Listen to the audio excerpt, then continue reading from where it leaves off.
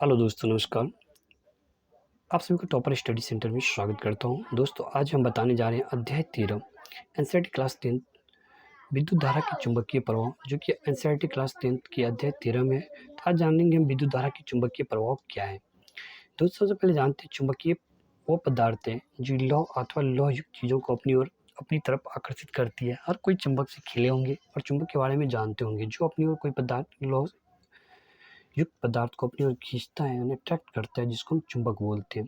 और चुंबक के गुण, प्रत्येक चुंबक के दो ध्रुव होते हैं।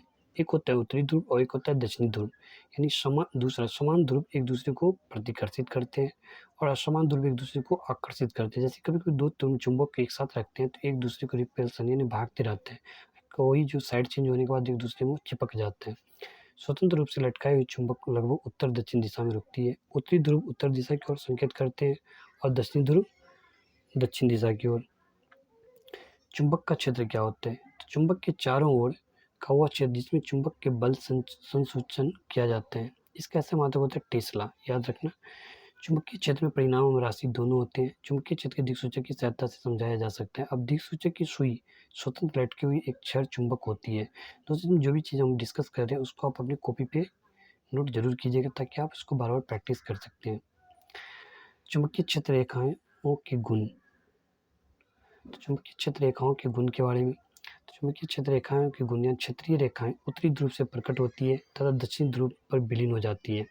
जैसे कि क्षेत्र रेखाएं बंद वक्र होती है। प्रबल चुंबकीय क्षेत्र में रेखाएं अपेक्षाकृत अधिक निकट होती है। दो रेखाएं कहीं भी एक दूसरे को प्रतिच्छेद नहीं करती, क्योंकि यदि वे प्रतिच्छेद करती है तो इसका अर्थ है कि एक बिंदु पर दो दिशाएं तो जो संभव ही नहीं है। अगला स्टेप, चुंबकीय क्षेत्र की प्रबलता को क्षेत्र रेखाओं की निकटता की कोटि द्वारा दर्शाया जाता है। ठीक, इतना ध्यान रखना है। अब जानेंगे हम क्षण चुंबकीय चुंबकीय क्षेत्र। मान लेते हैं क्षण चुंबक है जिसका चुंबकीय क्षेत्र ऐसे ऐसे ऐसे ऐसे ऐसे ये सब जो घुमा हुआ है, ये इसका चुंबकीय क्षेत्र है। तो हैंस क्रिश्चियन ऑस्टेड वो पहला व्यक्ति था जिसने पता लगाया था कि विद्युत धारा चुंबकीय क्षेत्र उत्पन्न करती है। याद रखना, किसने बताया था पहला व्यक्ति? हैंस क्रिश्चियन ऑस्टेड ने। दक्षिण हस्त, इसी तरह दक्षिण यानी दायां हस्त अंगूठे का नियम। इसने कहा था, कल्पना कीजिए कि आप अपने दाहिने हाथ में विद्युत धारा वाही चालक को इस प्रकार पकड़े हुए है कि आपका अंगूठा जो है यानी अंगूठा विद्युत धारा की ओर संकेत करता हो तथा आपकी उंगली जो है चालक, ये जो आपकी उंगली है वो चालक के चारों ओर चुंबकीय क्षेत्र की दिशा बताएगी। ठीक, ये होता है दक्षिण अंगुष्ठ हस्त का नियम। सीधे चालक से विद्युत धारा प्रभावित होने के कारण चुंबकीय क्षेत्र, जैसे कि ध्यान रखनी है, चुंबक क्षेत्र चालक के हर बिंदु पर संकेंद्रीय वृत्तों द्वारा दर्शाया जा सकता है। चुंबकीय क्षेत्र की दिशा दक्षिण हस्त अंगुष्ठ नियम का दिक्सूचक से दी जा सकती है। चालक के नजदीक वाले वृत्त निकट निकट होते हैं। चुंबकीय क्षेत्र अल्फा धारा की शक्ति है। चुंबकीय क्षेत्र अल्फा क्षेत्र समानुपात होते हैं इकट्ठा चालक से दूरी की, जिसको हम इस प्लेट के माध्यम से समझ सकते हैं। ठीक, इसको आप अपनी कॉपी पे ड्रॉ कर लीजिएगा। जैसे कि एक प्लेट है और इस पे ये धारा, यहाँ पे प्लस और ये पे माइनस, इस तरह से धारा प्रवाह होती है। यहाँ पे स्विच लगा हुआ है।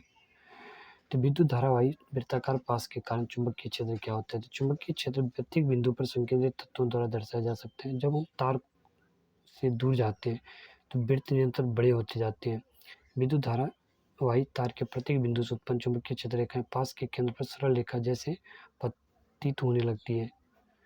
पास के अंदर चुंबकीय क्षेत्र की दिशा एक समान होती है। अब विद्युत धारावाही वृत्ताकार पास के चुंबकीय क्षेत्र को प्रभावित करने वाले कारक, जैसे कि पहले चुंबकीय क्षेत्र समानुपाती होते हैं चालक में इस प्रभावित होने वाली धारा के। चुंबकीय क्षेत्र समानुपाती होते हैं चालक से दूरी से। चुंबकीय क्षेत्र कुंडली के फेरों की संख्या। चुंबकीय क्षेत्र संयोजित है, प्रत्येक फेरे के चुंबकीय क्षेत्र दूसरे फेरे के चुंबकीय क्षेत्र में संयोजित हो जाता है, क्योंकि विद्युत धारा का दिशा हर वृत्ताकार फेरों में समान ही है।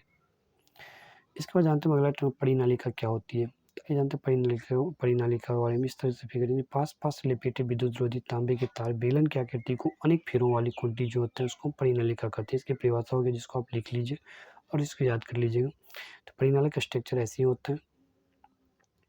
तो परिनालिका चुंबकीय क्षेत्र छड़ के चुंबक जैसा ही होता है। यानी परिनालिका के अंदर चुंबकीय क्षेत्र एक समान तथा समांतर रेखाओं के द्वारा दर्शाया जाता है।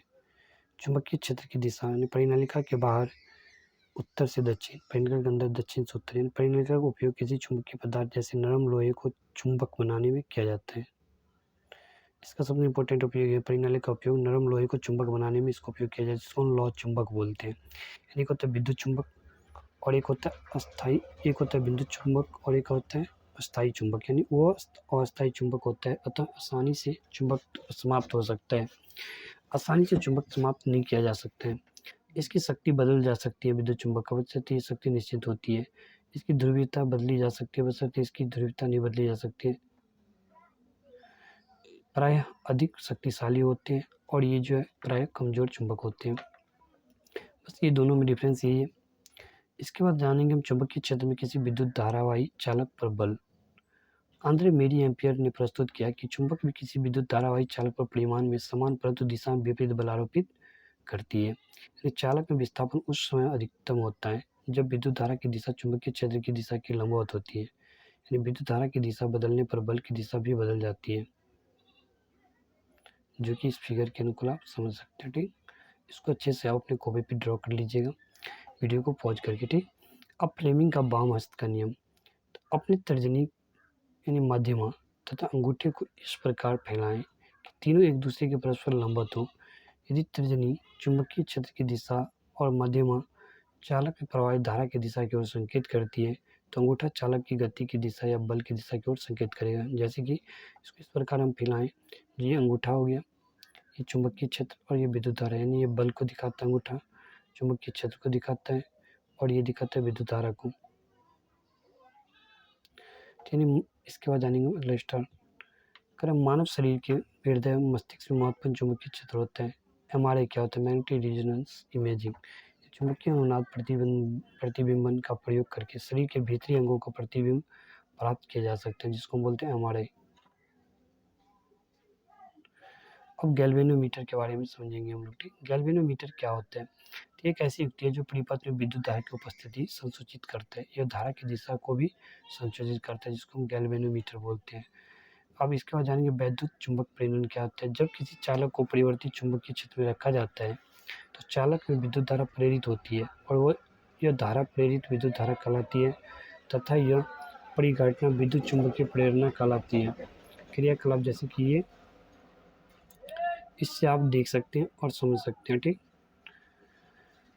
जैसे कि हम जानते हैं क्रियाकलाप क्या है। जब चुंबक को कुंडली की तरफ लाया जाता है तो गैल्वेनोमीटर में क्षणिक विक्षेप विद्युत धारा उपस्थित को इंगित करता है। जब कुंडली को चुंबक कुंडली के निकट स्थिर अवस्था में रखा जाता है तो कोई विक्षेप नहीं।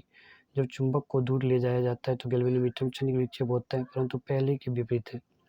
क्रियाकलाप कुंडली 1, कुंडली 2। प्रथम कुंडली स्विच ऑन किया जाता है, द्वितीय कुंडली गैल्वेनोमीटर में क्षणिक विक्षेप, अस्थायी विद्युत धारा, कोई विक्षेप नहीं। स्विच ऑफ किया जाता है, गैल्वेनोमीटर में क्षणिक विक्षेप परंतु पहले के विपरीत दिशा में। फ्लेमिंग दक्षिण हस्त नियम। अपने दाहिने हाथ की तर्जनी, मध्यमा तथा अंगूठे के इस प्रकार फैलाइए कि तीनों एक दूसरे के लंबवत हो। यदि तर्जनी चुंबकीय क्षेत्र की दिशा तथा अंगूठा चालक की दिशा की गति की ओर संकेत करता है तो मध्यमा चालक में प्रेरित विद्युत धारा की दिशा दर्शाती है। यानी चुंबकीय क्षेत्र, चालक और चालक में प्रेरित विद्युत धारा, यानी गति क्षेत्र और प्रेरित विद्युत धारा। यह नियम जनित्र यानी जनरेटर कार्य प्रणाली के सिद्धांत है। अब प्रेरित विद्युत धारा की दिशा ज्ञात करने में काम आते हैं, जिसमें दो धारा थे, प्रतिवर्ती।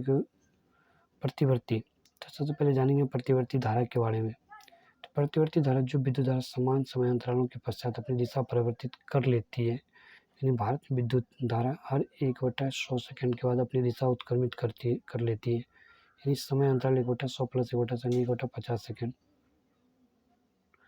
तो आवृत्ति 1/1 समय अंतराल 1/1/50 यानी 50 हर्ट्ज है। अब लाभ क्या होता है? तो प्रतिवर्ती धारा को सुदूर स्थानों पर बिना अधिक ऊर्जा क्षय के प्रेषित किया जा सकता है। हानि क्या होता है? प्रतिवर्ती धारा को संचित नहीं किया जा सकता है। दिष्ट धारा क्या होता है? तो जो विद्युत धारा अपनी दिशा परिवर्तित नहीं करती है उसको दिष्ट धारा कहलाती है। दिष्ट धारा को संचित कर सकते हैं। सुदूर स्थानों पर प्रसारित करने में ऊर्जा का क्षय ज़्यादा होता है। स्रोत यानी सेल, बैटरी, संग्रहक सेल। इसके बाद जानेंगे घरेलू विद्युत परिपथ क्या होते हैं। तो 3 प्रकार की तारें प्रयोग में लाई जाती हैं। एक होता है विद्युत विद्युत में तार जिसको धनात्मक लाल पर विद्युत रोधी आवरण होते हैं, एक उदासीन तार जिसको जहाँ बोलते हैं काला विद्युत रोधी आवरण होता है, एक होता है भूसंपर्क तार जो हरा विद्युत रोधी आवरण होते हैं। अगला स्टेप जानते हैं भारत में विद्युत में तार तथा उदासीन तार के बीच 220 वोल्ट का विभवांतर होता है, जो कि आप बहुत सारे पोल्स पे भी लिखा हुआ देखा होगा जो बोर्ड पे लिखा रहता है 220 वोल्ट।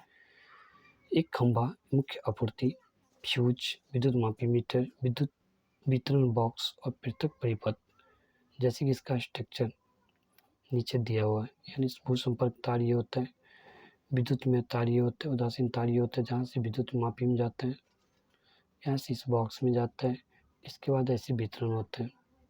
तो भूसंपर्क तार क्या होता है? यदि सादृश्य के धात्विक आवरण से विद्युत धारा का क्षरण होता है तो यह हमें विद्युत आघात से बचाता है और यह धारा के क्षरण के समय अल्प प्रतिरोध पथ प्रदान करता है, जिसको भूसंपर्क तार बोलते हैं।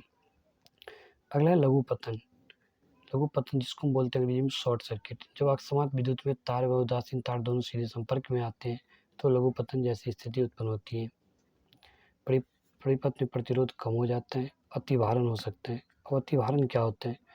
जब विद्युत तार की क्षमता से ज़्यादा विद्युत धारा खींची जाती है तो अभिभारण पैदा करता है, जिसका कारण क्या होता है? आपूर्ति वोल्टता में दुर्घटनावश होने वाली वृद्धि, एक ही सॉकेट के बहुत से विद्युत संयंत्रों का संयोजन करना, यानी एक के बोर्ड में बहुत सारा तार जोड़ देना, बहुत सारे कनेक्शन होना।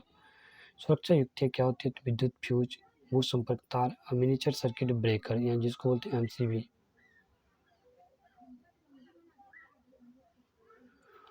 ठीक है दोस्त, इस तरह से विद्युत धारा से रिलेटेड, विद्युत धारा के चुंबकीय प्रभाव से रिलेटेड इस चैप्टर यानी इस अध्याय में जो भी इम्पोर्टेंट बातें थी हमने कर ली है। आपने भी सुने होंगे, समझे होंगे, और फिर भी यदि कोई डाउट हो तो नीचे कमेंट बॉक्स में ज़रूर टाइप करें और जो भी बताएं उसको आप अपने कॉपी में राइट डाउन किए होंगे, उसको बार बार प्रैक्टिस कीजिए ताकि आप एग्जाम में बेहतर से बेहतर कर सकें। मिलते हैं नेक्स्ट वीडियो में एक अगले टॉपिक के साथ, तब तक जय हिंद। हमारे यूट्यूब चैनल को सब्सक्राइब करना मत भूलिएगा, साथ में बेल आइकन बटन को जरूर क्लिक कीजिए, अपने फ्रेंड्स एंड रिलेटिव को जरूर शेयर कीजिए। थैंक यू, मिलते हैं नेक्स्ट वीडियो में।